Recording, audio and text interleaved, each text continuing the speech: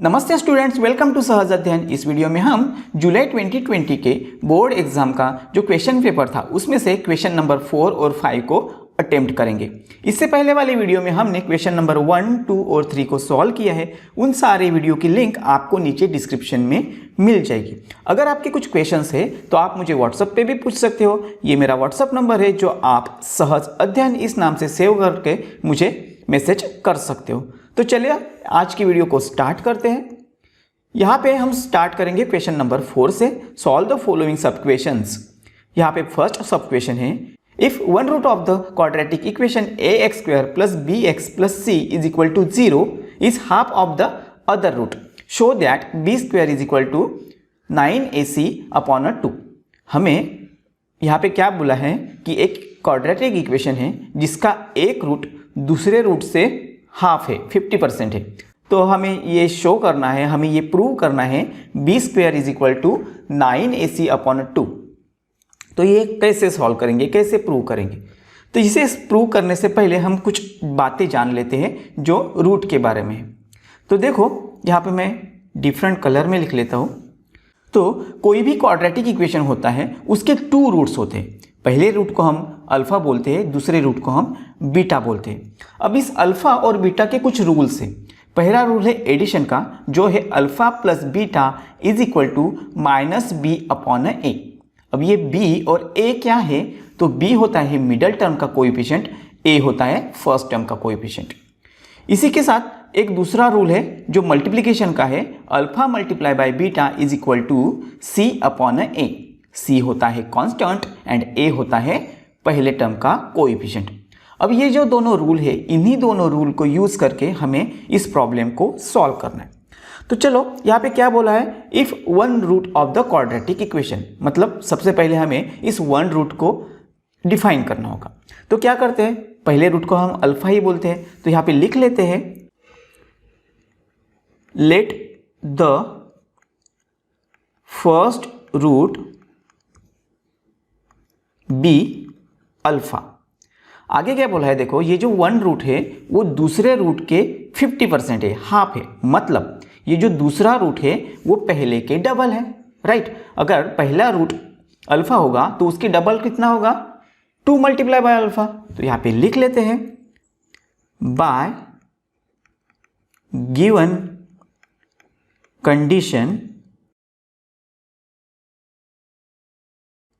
Second root = alpha से double, मतलब 2 alpha. तो देखो दोनों जो रूट्स है वो हमने डिफाइन कर लिए हैं। तो अब क्या करते हैं, ये जो एडिशन वाला रूल है उसे यूज करते हैं। तो यहाँ पे लिख लेंगे अल्फा + बीटा = -b/a।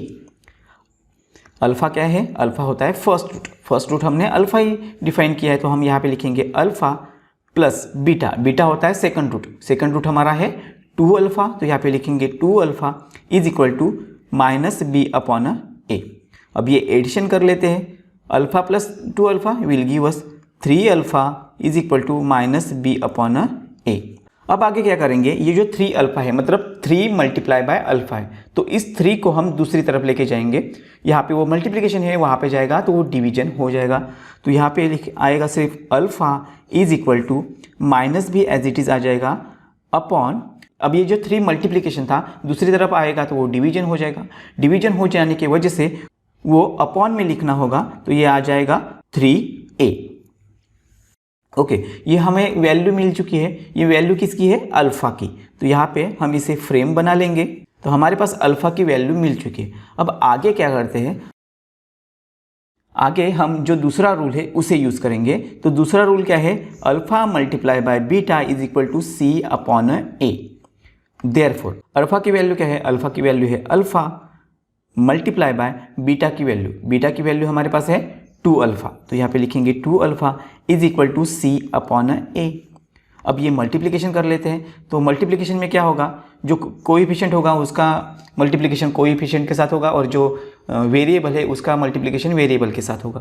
तो यहाँ पे कोएफिशिएंट है 1 × 2 will give us 2 and alpha × alpha will give us α² = c/a।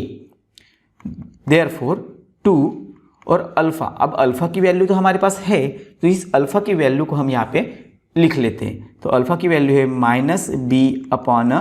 -b/3a और स्क्वायर क्यों? बिकॉज यहाँ पे अल्फ़ा का स्क्वायर है, तो यहाँ पे हमने ब्रैकेट का स्क्वायर बनाया, is equal to c/a। Therefore 2 multiply by, अब इसको हम सॉल्व कर लेते हैं। तो -b का जो स्क्वायर है वो आ जाएगा b², देन 3 का स्क्वायर आ जाएगा 9 और a का स्क्वायर आ जाएगा a² is equal to c/a। अब इतना हो जाने के बाद आगे देखो क्या होते हैं। यहाँ पे हम पार्टीशन क्रिएट कर लेते हैं। देन अब देखो ये क्या आ जाएगा, ये 2 मल्टीप्लाई है, इस 2 को हम डायरेक्टली दूसरी तरफ लेके जाएंगे। यहाँ पे वो मल्टीप्लिकेशन है, वहाँ पे जाएगा तो वो डिवीजन हो जाएगा। तो लेफ्ट हैंड साइड में बचा b²/9a² is equal to c upon में, अब ये 2 डिनोमिनेटर हो जाएगा तो ये आ जाएगा 2a। अब आगे क्या करते हैं, ये जो डिनोमिनेटर है इसे हम दूसरी तरफ लेके जाएंगे। तो यहाँ पे वो डिवीजन है, दूसरी तरफ जाएगा तो वो मल्टीप्लिकेशन हो जाएगा। तो यहाँ पे आ जाएगा b² इज इक्वल टू, ये मल्टीप्लिकेशन हो जाने की वजह से ये न्यूमरेटर के पास आ जाएगा 9a² multiply by c upon 2a। अभी देखो यहाँ पे क्या हो रहा है, यहाँ पे सिंगल a है, यहाँ पे a का स्क्वायर है, मतलब a मल्टीप्लाई बाय a है। तो यहाँ से सिंगल a निकल जाएगा और यहाँ से स्क्वायर निकल जाएगा। तो देखो क्या बचा है यहाँ पे, therefore b² is equal to 9ac upon 2। तो देखो अब हमारे पास b² की वैल्यू मिल चुकी है और यही हमें प्रूव करना था। ओके, इसका मतलब हमें जो प्रूव करना था वो प्रूव हो चुका है। उसे इस तरीके से हम फ्रेम बना लेते हैं और ये प्रूव करना था, तो आगे हम लिखेंगे हेंस प्रूव्ड। तो देखो इस तरीके से हमारा ये प्रॉब्लम सॉल्व हो चुका है। अगर ये वीडियो आपको हेल्पफुल लग रहा है तो इस वीडियो को लाइक ज़रूर करना और हमारे चैनल को भी सब्सक्राइब करना। तो चलो नेक्स्ट क्वेश्चन देख लेते हैं। नेक्स्ट क्वेश्चन में question number 2 and question number 3 ये दोनों ओमिटेड सिलेबस पे डिपेंड है, तो हम इन दोनों क्वेश्चंस को स्किप करते हैं और आगे बढ़ते हैं। Question number 5, solve the following sub questions any one. हम दोनों सॉल्व करेंगे। तो देखो यहाँ पे क्या बोला है, 6 faces of die are shown below A, B, C, D, E, O. If the die is rolled once, find the probability of event M that English vowel appears on a upper face. तो सबसे पहले हमें यहाँ पे sample space लिख लेना है। अगर एक डाई को हम रोल करते हैं तो उसके सैम्पल स्पेस क्या आएंगे, तो उसके जो 6 फेस है वो 6 फेस उसके सैम्पल स्पेस होंगे। बट इन 6 फेस पे इंडिविजुअली यहाँ पे A, B, C, D, E, O ऐसे लेटर्स लिखे, तो ये जो लेटर्स है यही इसके सैम्पल स्पेस है। तो यहाँ पे लिख लेते हैं S is equal to curly bracket में A, B, C, D, E and O, bracket को कंप्लीट कर लेते हैं।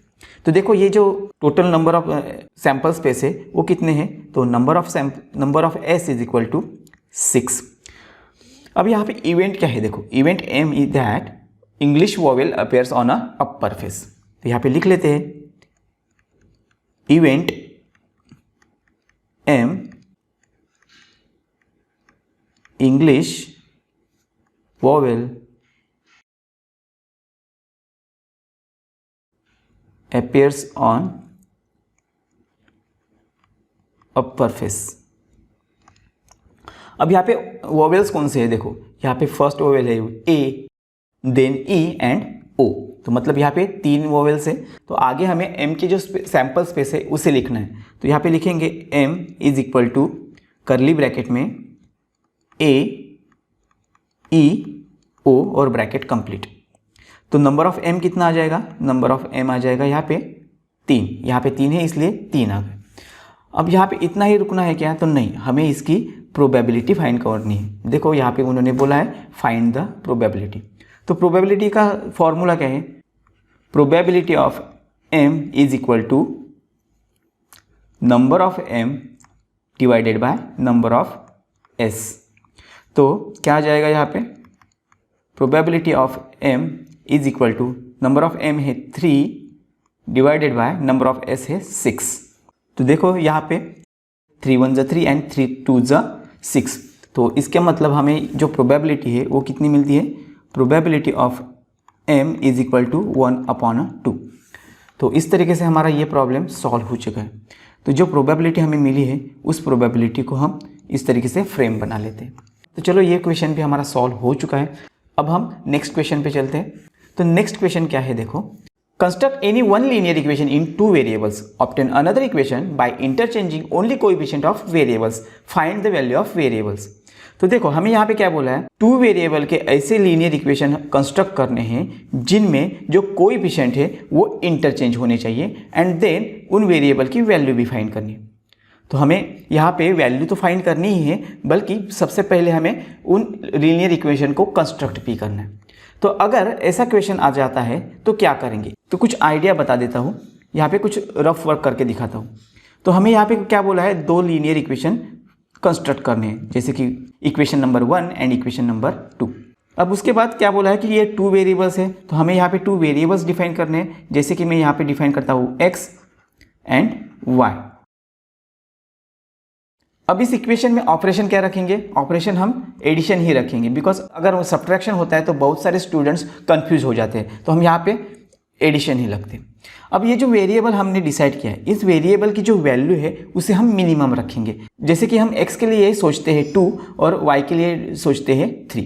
अब इनके कोएफिशिएंट भी हमें लिखने हैं, तो कोएफिशिएंट क्या लिखेंगे, कोएफिशिएंट के लिए हम क्या करते हैं, मिनिमम ही रखेंगे। तो यहाँ पे लिखते हैं सपोज 15, यहाँ पे लिखते हैं 70। तो देखो ये इक्वेशन क्या बन जाता है, 15x plus 17y and equal to what. तो अब ये इक्वेशन क्या बनेगा, देखो x के लिए हमने 2 सोचा है, y के लिए हमने 3 सोचा है, तो 15 2 ज़ा 13 हो जाएगा और 17 3 ज़ा 51 हो जाएगा। तो ये इक्वेशन हो जाएगा 30 plus 51 will give us 81। Okay, अब यहाँ पे क्या होगा, ये जो कोएफिशिएंट है उसे इंटरचेंज करते हैं, तो 17 आ जाएगा x के साथ और 15 जाएगा y के साथ। तो अब ये इक्वेशन क्या होता है, देखो 17 2 ज़ा 34 एंड 15 3 ज़ा 45, तो ये हो जाएगा 34 प्लस 45 विल गिव अस 79। तो देखो हमारे पास यहाँ पे दो इक्वेशन रेडी है। अब इन्हीं इक्वेशन को हम यहाँ पे लिख लेते हैं। तो देखो यहाँ पे क्या लिखेंगे, let both of those equations as below. पहला इक्वेशन क्या है, 15x plus 17y is equal to 81। तो यहाँ पे लिख लेंगे 15x plus 17y is equal to 81, इसे हम इक्वेशन 1 लिखेंगे। देन जो सेकंड इक्वेशन है वो क्या है, 17x plus 15y is equal to 79। तो यहाँ पे लिखेंगे 17x plus 15y is equal to 79 और इसे इक्वेशन नंबर 2 लिखेंगे। अब यहाँ पे इक्वेशन देखो, ये जो कोएफिशिएंट है वो इंटरचेंज हो चुके हैं। अगर ऐसा इंटरचेंजिंग वाला सिनेरियो होगा तो हम क्या करते हैं, सबसे पहले गिवन इक्वेशन का हम एडिशन करते हैं, देन गिवन इक्वेशन का हम सब्ट्रैक्शन करते हैं। उसके बाद एडिशन और सब्ट्रैक्शन का जो रिजल्ट आया है उसका फिर से हम एडिशन करते हैं, मतलब एडिशन सब्ट्रैक्शन एडिशन, ये सीक्वेंस हमें फॉलो करना है। तो यहाँ पे लिख लेते हैं एडिंग इक्वेशन 1 एंड 2। तो एडिशन करने के लिए दोनों इक्वेशन 1 बिलो अदर लिख लेते हैं। 15x plus 17y is equal to 81, exactly उसके नीचे लिखेंगे 17x plus 15y is equal to 79। यहाँ पे हम एडिशन करने वाले हैं इसलिए प्लस का सिंबल। तो देखो 15x plus 17x will give us 32x, 17y plus 15y will give us 32y equal to 81 plus 79 will give us 160। अब यहाँ पे ये जो रिजल्ट आया है उसे हम देखेंगे तो उसके सारे टर्म्स को हम 32 से डिवाइड कर सकेंगे। तो यहाँ पे लिख लेते हैं डिवाइडिंग बाय 32। तो क्या आ जाएगा, 32x divided by 32 will give us x plus 32y divided by 32 will give us plus y equal to 160 divided by 32 will give us 5, और इस इक्वेशन को हम नंबर 3 देते हैं। ओके, तो इतना हो जाने के बाद ये तो एडिशन हो गया, अभी तक हमें सब्ट्रैक्शन करना है। तो आगे क्या लिखेंगे, सब्ट्रैक्टिंग 1 फ्रॉम 2। तो उसके लिए क्या करते हैं, सबसे पहले हम सेकंड इक्वेशन लिख लेते हैं। 17x plus 15y is equal to 79। Exactly उसके नीचे हम फर्स्ट इक्वेशन लिखेंगे जो है 15x plus 17y is equal to 81। यहाँ पे माइनस का सिंबल बिकॉज हम सब्ट्रैक्शन करने वाले हैं। जब भी हम सब्ट्रैक्शन करते हैं तो हमेशा याद रखना है जो नीचे की तरफ हमने इक्वेशन लिखा है उसके सारे टर्म्स के जो सिंबल है उसे चेंज करना है। जैसे कि ये प्लस 15 होगा माइनस 15x, प्लस 17y हो जाएगा माइनस 17y एंड 81 हो जाएगा माइनस 81। तो ये सब्ट्रैक्शन कर लेते हैं। तो देखो क्या हो जाएगा, 17x minus 15x will give us 2x, then 15y minus 17y, ये हो नहीं सकता तो 17 में से 15 को माइनस करेंगे और जो बिगर नंबर है उसका सिंबल आ जाएगा। तो बिगर नंबर यहाँ पे 17 है, उसका सिंबल है माइनस। 17 से 15 गया, बचा 2y इक्वल टू 79 माइनस 81। यहाँ पे भी वैसे ही हो जाएगा कि 81 से हम 79 को माइनस करेंगे और 81 का सिंबल देंगे, तो ये आ जाएगा -2। अब यहाँ पे इस रिजल्ट को हम 2 से डिवाइड कर सकते हैं। तो यहाँ पे लिखेंगे डिवाइडिंग बाय 2। तो देखो क्या हो जाएगा, 2x divided by 2 will give us x, minus 2y divided by 2 will give us -y and -2 divided by 2 will give अस -1। तो ये जो नया इक्वेशन मिला है इसको हम नंबर 4 देते हैं। अब इक्वेशन नंबर 3 और इक्वेशन नंबर 4 इनका फिर से हमें एडिशन करना है। तो यहाँ पे लिखेंगे एडिंग इक्वेशन 3 एंड 4।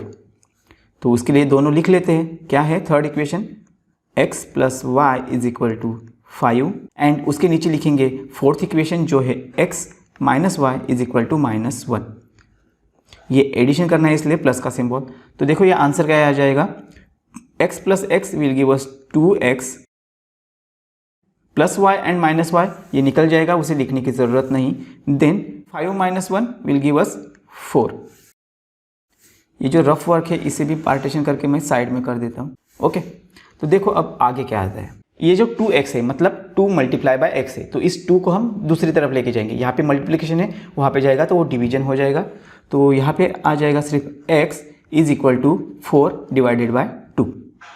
ओके, तो ये डिवीजन देखो क्या हो जाएगा, x इज इक्वल टू, यहाँ पे 2 से हम डिवाइड कर सकते हैं, 2 1 ज़ा 2 एंड 2 2 ज़ा 4। इसका मतलब x की वैल्यू हमें क्या मिली है, x इज इक्वल टू 2। तो x की जो वैल्यू हमें मिली है इसे हम फ्रेम बना लेंगे। तो देखो हमारे पास x की वैल्यू तो मिल चुकी है, अभी तक हमें y की वैल्यू फाइंड आउट करनी है। तो क्या करते हैं, ये जो x की वैल्यू है इसे किसी एक इक्वेशन में सब्सटीट्यूट करेंगे।